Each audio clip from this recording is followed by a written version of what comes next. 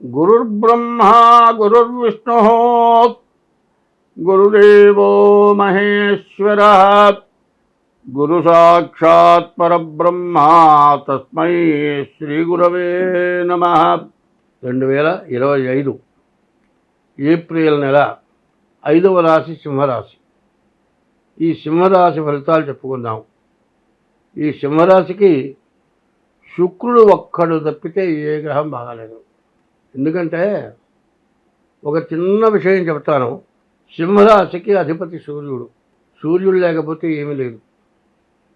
మరి అటువంటి సూర్యుడికే పూర్తిగా బాగాలేదు.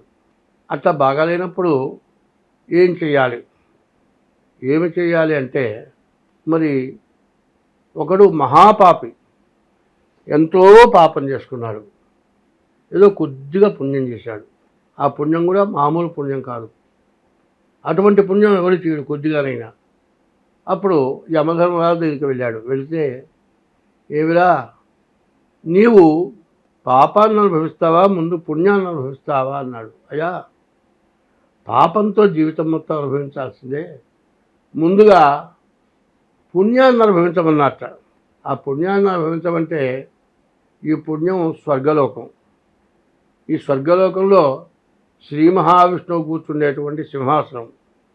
వీడు చేసిన పూర్వజన్మ పుణ్యం చేత ఒక 5 నిమిషాల సేపు మరి ఆ సింహాసనంలో కూర్చుండే అవకాశం వచ్చిందిరా. ఎంతోమంది పాపులకి విముక్తి కలిగించట. ఎందుకంటే పుణ్యం ఎంతైతే చేస్తాడో ఆ పుణ్యం వల్ల పాపం మొత్తం హరించిపోతుందిట. పుణ్యం వడ్డీతో సహా పెరుగుతుంది, కానీ దాన్ని ఎవ్వడు పెంచుకోడు.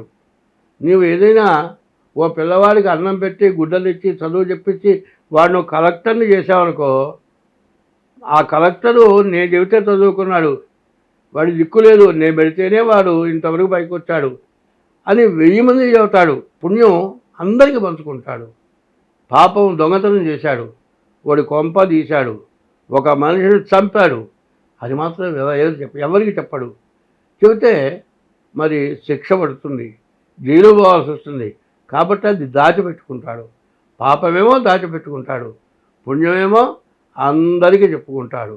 అట్లాగే ఆ యమధర్మరాజు పుణ్యాన్ని అనుభవించడానికి ఎప్పుడైతే అవకాశం ఇచ్చాడో, మరి ఆ సింహాసనంలో వైకుంఠంలో ఆ విష్ణుమూర్తి దగ్గర ఆ విష్ణుమూర్తి కూర్చుండే సింహాసనం ఒక 5 నిమిషాలు వచ్చేప్పటికల్లా ఒకటే చెప్పింది. భగవంతుడి యొక్క నామస్మరణ చెప్పాడు. హరేర్నామ హరేర్నామ హరేర్నామ ఇవ కేవలం కలవు నాస్త్యేవ నాస్త్యేవ నాస్త్యేవ గతిరంజధ అన్నారు. అందులో విష్ణుమూర్తి సింహాసనంలో షోడశాక్షరి అంటారు. హరే రామ నామం వాడు ఎప్పుడైతే చేశాడో ఈ పాపాలు మొత్తం హరించుకుపోయి మళ్ళీ నరకానికి పోయే అవకాశం లేకుండా వచ్చిందట. కాబట్టి ప్రతివాడు కూడా కష్టం అనేది రాకుండా ఉండదు. పాపం వల్ల కష్టం ఖచ్చితంగా వస్తుంది. ఆ కష్టం తొలగిపోవాలంటే దానికి మించిన పుణ్యం చేసుకోవాలి.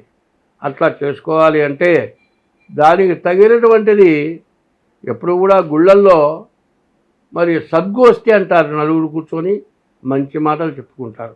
దాన్ని ఆచరించడం అవసరం. చెబితేనే ఆ విష్ణుమూర్తి సింహాసనంలో ఈ హరే రామనామం ఎప్పుడైతే చేశాడో సమస్త పాపాలు కూడా హరించిపోయినాయి. అట్లాగే ఈ రాశి వాళ్ళు మీ దోషాలు ఏవో చూపించుకొని తర్వాత ఏమిటంటే నేను చెప్పేది 9 గ్రహాలే కాదు. కాలసర్ప దోషం అంటే 9 సర్పాలు ఉన్నాయి, నవనాగులు. మరి ధాన్యాలు 9 రకాల ధాన్యాలు ఉన్నాయి, నవధాన్యాలు. మనిషికి 9 రంధ్రాలు ఉన్నాయి. 9 గ్రహాలు, 9 ధాన్యాలు, మరి నవగ్రహాలు ఇన్ని ఉన్నాయి. ఇట్లాగే గ్రహదోషాలే కాకుండా దేవతా పూజలు కూడా కొన్ని ఉన్నాయి. ఈ గ్రహదోషాలు పోవటానికి ఏ గ్రహం దోషం ఉంటే ఏ దేవతా పూజ చేయాలి అనేటువంటి రకాలైనటువంటి పూజలు చేయించడం జరుగుతుంది. కాబట్టి ఎప్పుడూ కూడా కుడితిలో పడ్డ ఎలిక ఆ కుండలో సగానికి వస్తుంది, మళ్ళీ కుడితిలో పడుతుంది, సగానికి వస్తుంది, మళ్ళీ దాంట్లో పడుతుంది. అట్లా పడకుండా ఉండాలి అంటే తెలుసుకోవాలి. మీ దోషాలు ఎట్లా ఉన్నాయో చూపించుకోవాలి. దానికి తగినటువంటి వాళ్ళు చేయగల వాళ్ళ దగ్గర ఆ దోషం పోగొట్టుకుంటే ఈ జన్మలోనే మరి ఒక జన్మలోనే 3 జన్మలు వస్తాయిట. 3 జన్మలు ఎట్లా వస్తాయంటే నీవు చేసుకునేటువంటి పుణ్యం ద్వారా నీకు సద్గతి కలుగుతుంది. ఎందుకంటే ఏలినాటి శని 30 సంవత్సరాలకు ఒకసారి వస్తుంది. మానవుడికి 100 సంవత్సరాల ఆయుష్ వస్తే 3 30 90 సంవత్సరాల దాకా ప్రతిసారి వస్తుంది. నాకు 3వసారి అష్టమ శని వచ్చింది. ఈ అష్టమ శని రేపు మార్చి 30తో అయిపోతుంది. ఈ లోపల నేను మాత్రం బతకను అని నేను ఖచ్చితంగా నిర్ణయం అయిపోయినా కూడా చచ్చిపోతానని మాత్రం భయపడలా. ధర్మం ఎట్లా ఉంటుందో, ధర్మో రక్షతి రక్షిత, ధర్మాన్ని నువ్వు రక్షిస్తే నిన్ను ఆ ధర్మం రక్షిస్తుందని ఉంది. కాబట్టి భగవంతుడి యొక్క సేవ చేయటమే, చచ్చిపోతానని భయపడటం కాదు, భగవంతుడి యొక్క సేవ చేయటమే మానవ ధర్మం. అట్లాంటి భగవత్ సేవ, దేవతా పూజలు ఇవి చేసిన తర్వాత యాక్సిడెంట్ అయింది, కాలు విరిగింది, ఆపరేషన్ జరిగింది. మరి ఈ బాధపడటం కంటే చచ్చిపోవటం మంచిది అనిపించింది. ఇంత జరిగి కూడా మళ్ళీ బతికి బయటపడ్డా.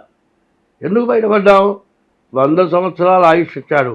ఈ 100 సంవత్సరాల ఆయుష్లో ప్రతి వ్యక్తి కూడా కష్టాలన్నీ ఇక్కడే పడాలి, పాపం మొత్తం ఇక్కడే అనుభవించాలి, పోయిన తర్వాత పుణ్యం అనుభవించాలి. అంటే ఎట్లా ఉంటుందంటే చెట్టుకి పువ్వు పూస్తుంది, కాయ కాస్తుంది, పండు పండుతుంది, అది కింద రాలుతుంది. ఆ పండు తినటానికి పక్వానికి వచ్చి ఉపయోగపడుతుంది. కాబట్టి అటువంటి జీవితం కావాలి. కాబట్టి ఎవరైనా సరే దాని మార్గాన్ని అనుసరించండి.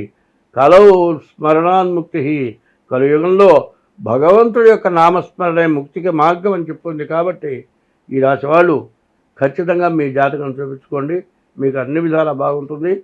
కలియుగంలో భగవంతుడి యొక్క నామస్మరణ చేయాలి అంటే నీ నుంచి ఎటువంటి పాపం చేయకూడదు. ఎటువంటి పాపం లేకుండా ఉండి భగవంతుడిని స్మరిస్తే మోక్షం, మళ్ళీ జన్మ లేదు. జన్మ లేకుండా ఉండాలా? 84 లక్షల జన్మలు మనం ఎత్తాము. ఈ 84 లక్షల్లో ఆకాశంలో తిరిగే జీవరాశులు 21 లక్షలు, భూమి పైన ఉన్న జీవరాశులు 21 లక్షలు, భూమి లోపల తిరిగే జీవరాశులు 21 లక్షలు, సముద్రంలో తిరిగే జీవరాశులు 21 లక్షలు, 84 లక్షల జీవరాశుల యొక్క జన్మలు మనం ఎత్తాము. చివరి జన్మ మానవ జన్మ, దుర్లభమైనటువంటి జన్మ. ఈ జన్మ మళ్ళీ రాదు.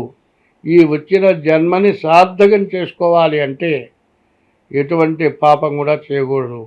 ఎటువంటి పాపం చేసినా ఆ పాపం తెలుసుకొని ఇది తప్పు, ఇది పాపం చేస్తున్నాము అని తెలుసుకొనే చేస్తాడు పాపం. తెలుసుకున్న తర్వాత మరి పురాణాలు చెబుతూ ఉన్నాయి, దీనివల్ల నీవు నశించిపోతావని చెబుతూ ఉన్నటువంటి మాటలు తెలుసుకొని పాపాన్ని పోగొట్టుకొని పుణ్యమైన కార్యాలు చేస్తూ భగవంతుడిని స్మరిస్తూ భగవన్నామం చేస్తూ అందరితో కలిసి మెలిసి ఉంటూ తను తింటూ ఒకరికి పెట్టాలి. పెట్టడంలో అర్థం ఏమిటయా అంటే ఇంట్లో 4 ఉన్నారండి, 4కి తగినంత వంట చేసుకున్నాం. ఇంకొక మనిషి వచ్చాడు, ఆ మనిషికి కడుపు నిండా పెట్టి మిగిలిన 4 పంచుకు తింటే అంతకంటే చాగలేదు. మరి 4 వస్తారంటే 25 మందికి వంట చేసి ఈ 4 పెట్టగా మిగిలింది తీసుకెళ్ళి మురుకాలలో బారేసి కుళ్ళబెడితే అది మహాపాపం. అట్లా కాకుండా ఆకలైన వాడికి అన్నం పెట్టాలి, మనం తగ్గించుకోలేనా వాళ్ళకి పెట్టాలి. అట్లా కాకుండా ఎవరైనా వస్తే ఇప్పుడు చూస్తూ ఉంటాం, వాళ్ళకి పెట్టాల్సి వస్తుంది, లోపల దాచుకుంటారు. కానీ ఇంకొక మనిషి ఎక్స్ట్రా వస్తే ఈ రోజుల పరిస్థితులు బట్టి ఆడవాళ్ళు మళ్ళీ మొదలెత్తుకొని వంట చేయలేని పరిస్థితి ఉన్నది. కాబట్టి ముందు వాళ్ళకి పెట్టి కుటుంబ సభ్యులు తలా కాస్త తగ్గించుకు తింటే ప్రాణం పోదు. అటువంటి త్యాగం కావాలి. ఆ త్యాగం ఎట్లా ఉండాలి అంటే అవసరానికి తగినటువంటి త్యాగం చేయాలి. ప్రమాద పరిస్థితుల్లో మరణించేటప్పుడు తలా ఒక చెయ్యి వేసి సెకండ్ల మీద మందు వాడితే బతికేటువంటి సమయంలో ప్రాణ రక్షణ చేయటం. దాహమై చచ్చిపోయేటప్పుడు మంచినీళ్ళు రావాలి. మరి ఆకలి అయినప్పుడు అన్నం కావాలి, మరి దాహం అయినప్పుడు మంచినీళ్ళు కావాలి. ఇటువంటివి ఎవరైతే చేస్తారో ఈ కలియుగంలో ఎవరైనా సరే తన ఇష్టదైవాన్ని ఎప్పుడూ పూజించాలి. ఇష్టదైవాల్లో మొట్టమొదటి దైవం నిన్ను 10 నెలలు గర్భవాసాన్ని మోసి కానీ పెంచిన తల్లి మొట్టమొదటి దైవం. 2 తల్లి పెంచడానికి తగిన అవకాశం ఇచ్చిన తండ్రి రెండవ దైవం. తర్వాత విద్య చెప్పిన దైవం 3వ దైవం. అసలైన దైవం ఎప్పుడు ప్రార్థించే దైవం 4వ దైవం. తల్లి, తండ్రి, గురువు, దైవం. వీళ్ళని ఎప్పుడు కూడా మర్చిపోకుండా ఉండాలి. కాబట్టి ఈ రోజులు అందరూ తప్పించుకొని ధర్మగుణం కలిగి ఉండాలి. ధర్మో రక్షతి రక్షితః. మరి ధర్మాన్ని నువ్వు రక్షిస్తే నిన్ను ధర్మం రక్షిస్తుంది.